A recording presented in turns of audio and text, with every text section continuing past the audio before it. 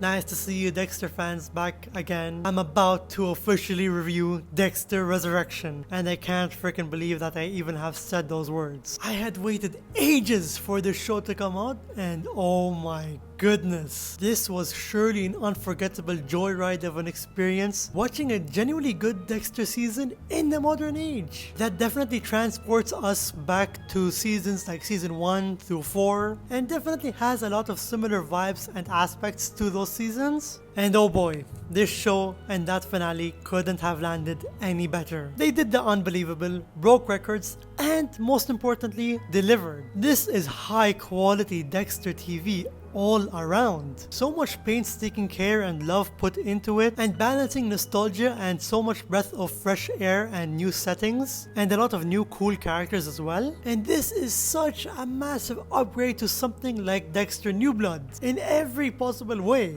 Admittedly, the writing does have a few tiny misses, but they get back on track so fast and make so many great and smart decisions and well thought out writing, especially for new characters, and especially for characters like Harrison, and making him more likable and giving him a nice and neat character arc, as well as Dexter too. Like, shockingly enough, even though we're in the 11th season, Dexter is still able to have a character arc as well. All his usual characteristics stay intact, but there are some new revelations that he had figured out within the finale, which is so cool and so nice to witness, and simply breathtaking. The high ratings on every platform is no joke. I mean, I don't usually trust Rotten Tomatoes or IMDb, but the ratings on IMDb had been extremely high and legitimately broke records. Every episode after episode 2 has a high 9 rating. And it's not a thing where it has 2,000 viewers rating it or anything. I'm talking about like 30,000 people like rating each episodes. And I cannot forget to mention that episode 9 is literally now the highest rated episode of the entire franchise. How insane is that?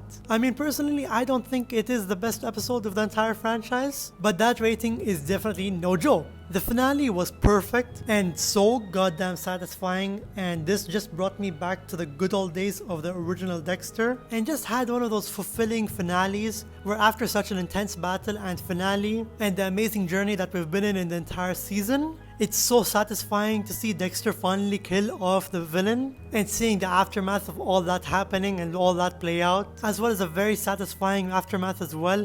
Yeah, I know, I look different and I shaved. It's mostly because the other day that I was filming, my phone ran out of charge. So then the next day I decided to shave and clean up better. And yeah, so that's why I look pretty different. So let's continue to the review, shall we? Performance wise, this is a top 3 performance that Michael C. Hall had given in the entire franchise. Totally powerful and amazing stuff all around, and it just made the last 3 to 4 episodes all the more breathtaking, alongside David Zayas. Genuinely great stuff, man. Michael C. Hall really knows how to slip back into the character and knows how to prove to us that he's a genuinely excellent actor. Speaking of Hall and Zayas, their characters together this time around was insane. Some truly saddening and emotional stuff right there. It reminded me a lot of Walter and Hank's relationship in Breaking Bad in the later seasons. Of course, quality wise that's not as strong as Breaking Bad because that's a very high bar, but it is such an unbelievably powerful end to Batista's character and his friendship and betrayal with Dexter. Everyone else was very good in the season performance wise, and you can tell that they really wanted to give it their all, especially for being in a franchise like Dexter. Damn, the cameos, as some may call it,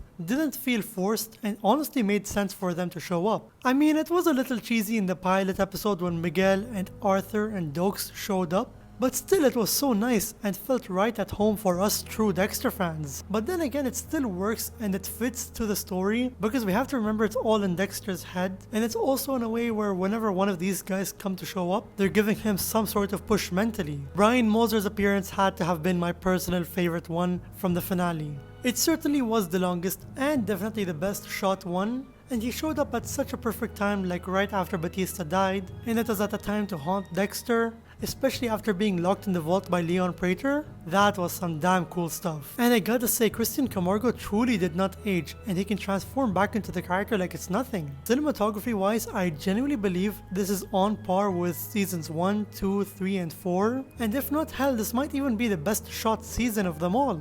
It's slick and cool and colorful and feels so lively, and especially with the color grading and the lighting, It makes the show feel all the more alive and have so much soul to it. Truly nothing short of excellent. Overall, no kidding, this has got to be a top 3 to 4 best Dexter season of all time for me. So freaking cool and so satisfying, and has a lot of its dark humor and comedy back again, and is so genuinely well made and written all in all. And it even constantly sets up some amazing groundwork for future seasons, especially within the last few minutes of the finale, where Dexter got on that huge boat and went back to his old ways of dumping the bodies to the ocean. That was just something else, man. I'm sure that scene and the final monologue that Michael C. Hall had delivered in the finale 100% gave all of us Dexter fans a huge smile on our faces. And it seems like he's gonna be hunting down some other serial killers who was in Leon Prater's serial killer group from the files that he stole. So who knows, hopefully we'll see him do that in a mini montage in the beginning of season 2, or probably do that off camera. But that is still amazing and so freaking cool, man. They are really giving us all we want and more. And speaking on setting up the groundwork for future seasons,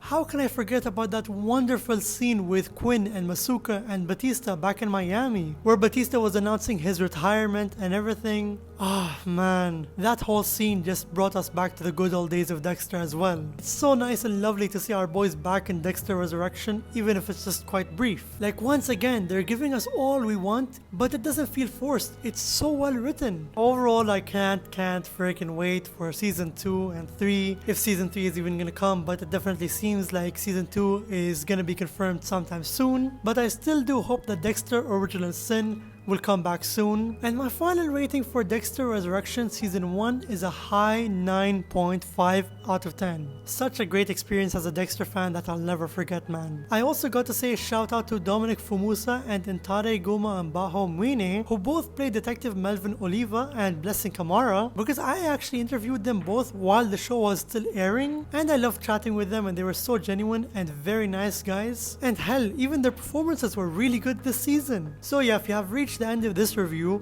and you haven't seen those interviews, be sure to check it out on my YouTube channel. It's in the playlist of Mojito with Mojito, which is my podcast/show. Enjoy, and be sure to subscribe and comment down below for more, and let me know what are you guys' thoughts on Dexter Resurrection, and I'll see you Dexter fans next time. I'm Dexter Morgan. Who's that? The Bay Harbor Butcher. Fuck!